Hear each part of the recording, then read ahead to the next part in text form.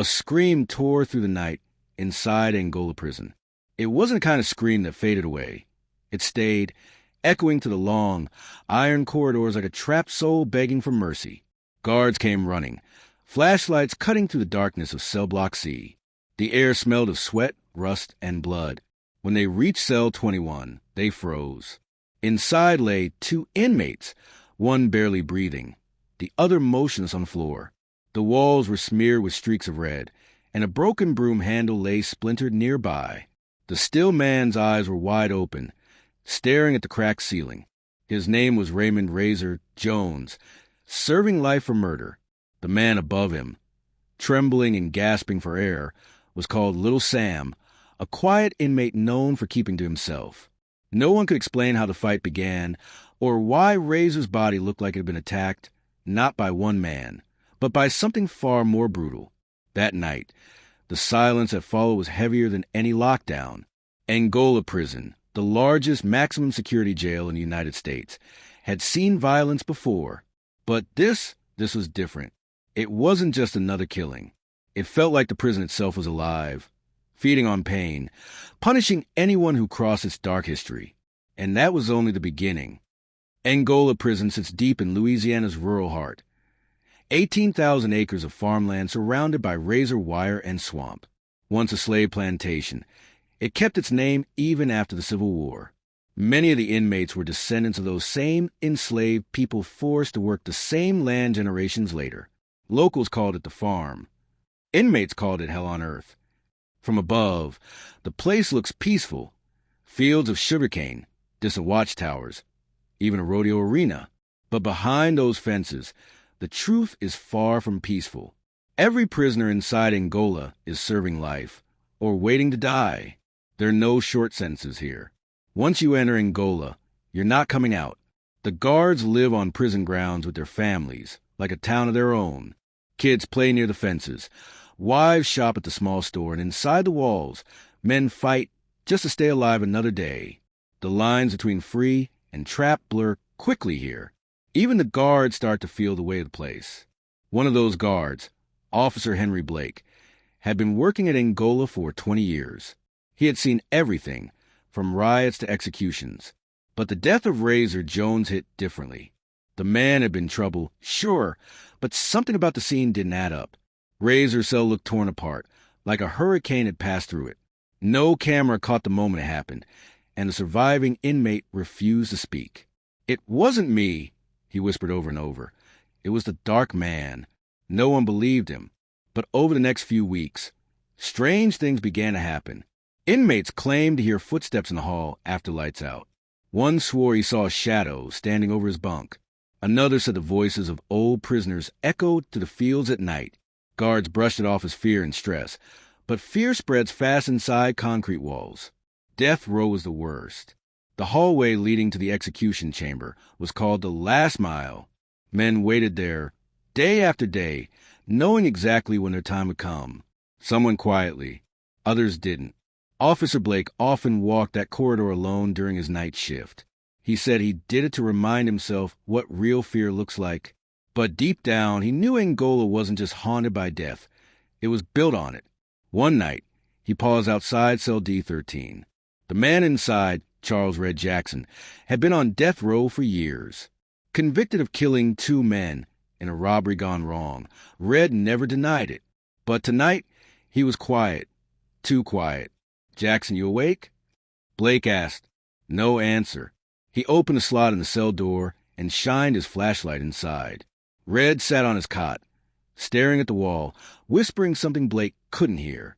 On the wall above his head, written in dark streaks, were the words, "They never left." "Who never left, Jackson?" Blake asked. Red turned his head slowly, eyes empty. "The ones who built this place," he said. "The ones still working the fields."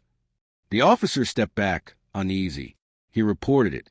But the next morning, Red was found dead, his body cold, his eyes open wide, his mouth twisted in silent terror.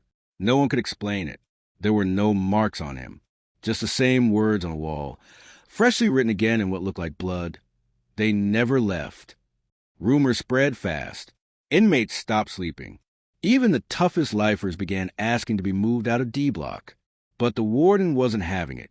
"This is a prison, not a ghost story," he said during the morning briefing. "If anyone spreads fear, I'll make sure they find out what fear really means." Still, that night, Officer Blake noticed something strange from the tower, a dim light moving across the old cemetery behind the chapel. Angola had its own burial ground for inmates who died inside with no family to claim them. Hundreds of simple wooden crosses stretched across the field. He watched as the light drifted among the graves, then vanished. When he went down to check, there was no one there, just the whisper of the wind and the creak of the chapel door, swinging open on its own. Then he saw it. Fresh dirt on one of the graves, like something had been dug up. The wooden cross nearby read, "Raymond Jones." Before he could react, a sound rose from the open earth. It wasn't wind. It was a voice, a whisper that sent chills through his bones.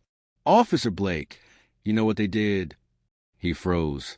And just as he turned toward the chapel, the door slammed shut behind him. The chapel door slammed shut so hard that the sound echoed through the empty field like a gunshot.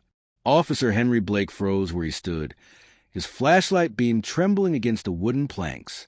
The air inside was thick, heavy, and cold, as if someone had sucked all the warmth out of the night. He took one cautious step forward, his boots creaking against the old floorboards. "Hello," he called out, his voice echoing back at him. "Anyone in here?" No answer. Dust floated through the beam of his flashlight. The chapel looked like it hadn't been used in years. Pews covered in cobwebs, hymnals scattered on the floor, and a cross leaning crookedly against the wall. But something didn't feel right. It wasn't just the emptiness. It was a smell like damp soil and old iron. Then, from the corner near the pulpit, came a faint sound, a dragging noise, slow and steady, like a boot being pulled across the floor. "Who's there?"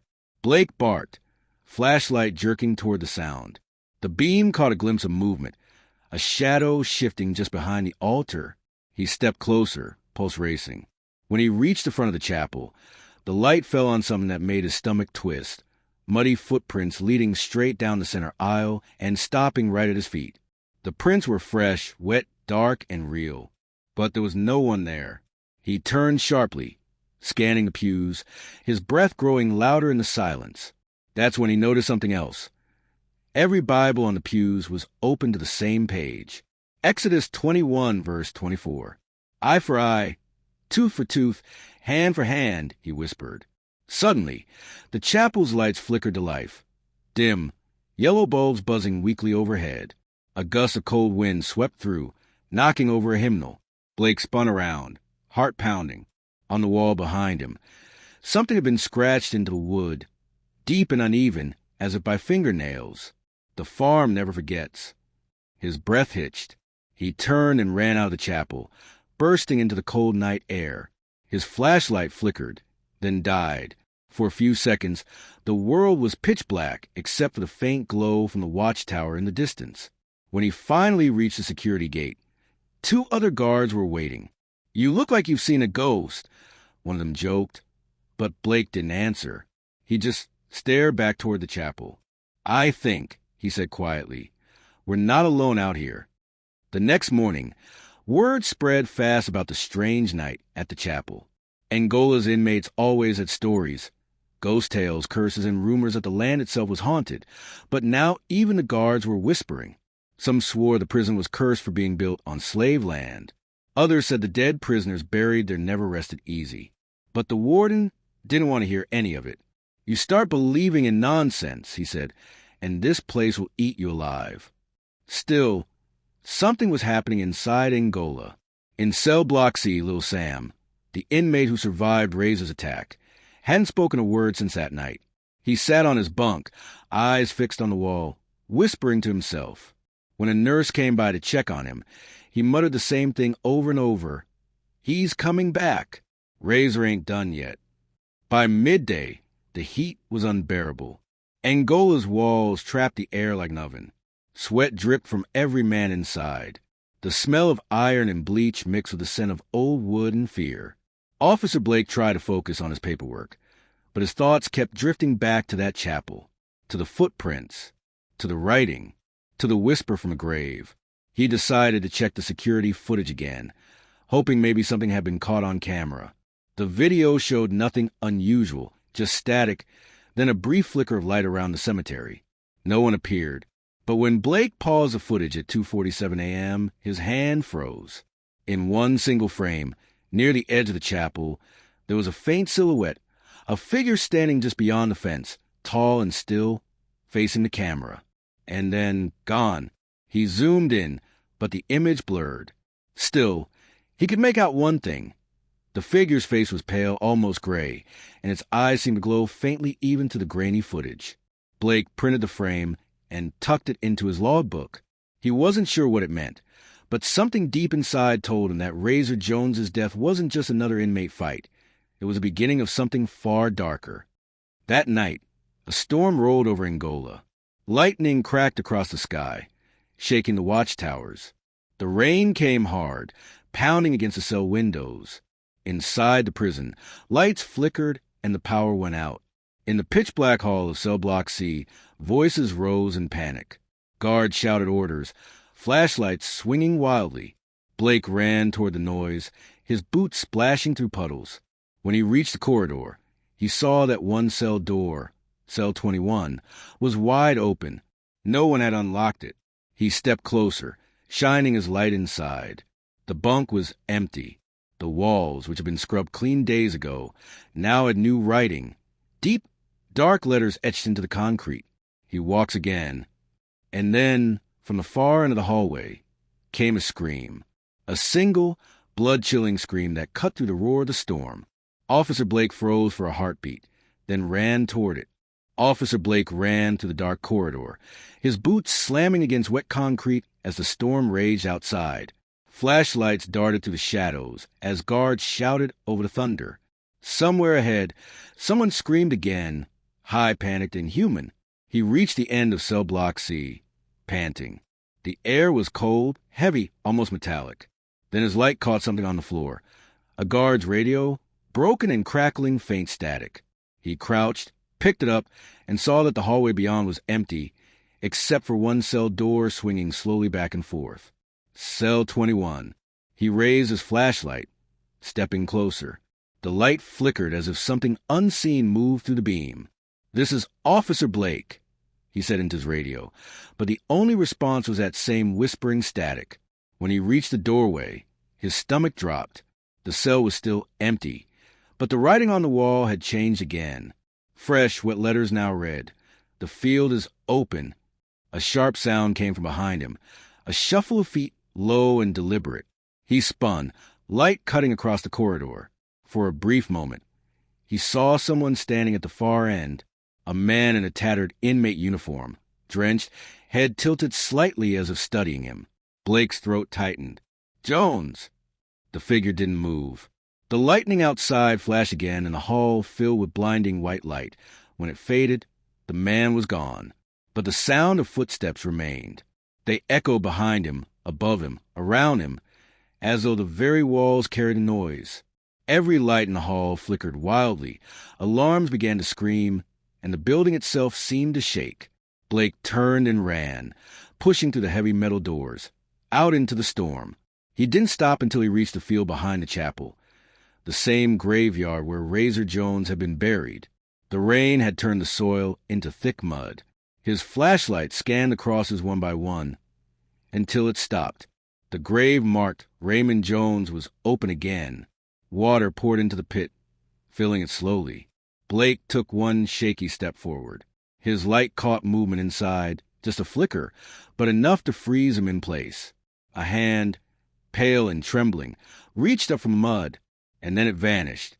The rain poured harder, washing away the writing, the footprints, everything. When other guards finally found Blake, he was standing motionless by the grave, soaked and silent. He said nothing, not that night, not after. The next morning, he handed in his badge and left Angola for good. But the story didn't end there. Weeks later, new inmates began whispering about strange things. The sound of chains rattling in empty halls, footprints in the chapel after lockdown, a man's voice whispering from the fields at night. One guard claimed he saw a figure standing at the edge of the crops, staring toward the prison walls. When asked what it looked like, he said softly, like someone who never got out. And deep in the Louisiana night, Angola prison went on breathing, still alive, still haunted by the weight of every soul it ever trapped. They say Angola never lets go of the people it takes in. Some serve time, others stay forever. But one question still remains. If the field is open, who or what is walking it now?